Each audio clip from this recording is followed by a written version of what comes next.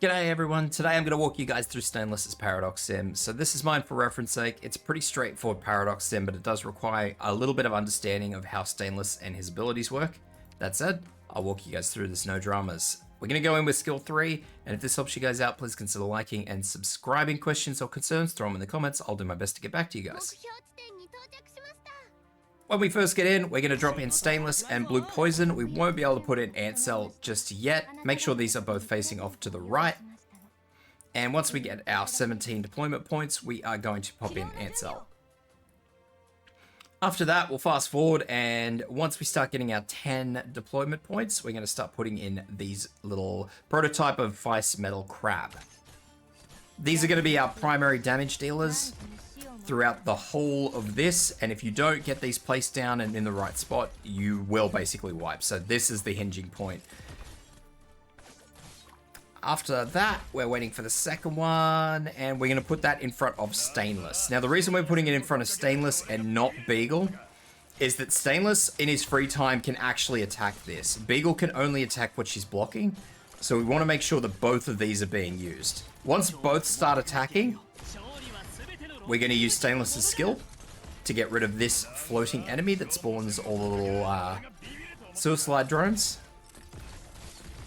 And there we go. So once all these other enemies are off the field, there we go. We're going to take both of these out. And then we're going to start putting new ones back in. Now we're going to be facing them down. And there is a method to this madness. So it will actually cost this a little bit of time on this second group to do it this way, or the second to last group, I should say. It will take a little bit of time to kill all these enemies, but don't worry too much about that.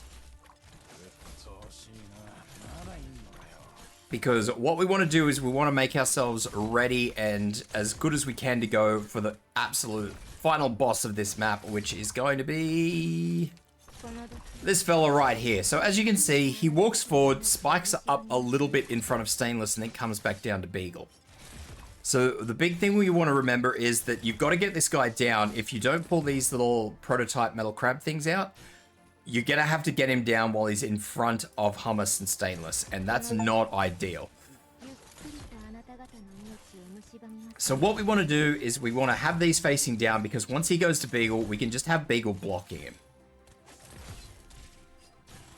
And there we go. So both are now attacking. So what we're going to do is activate Stainless's skill again. And once he hits Beagle the first time, Beagle skill, Ant Cell skill. So we give Beagle as much chance to survive as we can. And that will slowly work that enemy down. And I've just found that that is the best and most effective way of getting through this, especially if you're using a lower level Stainless. So I hope that helps out, guys.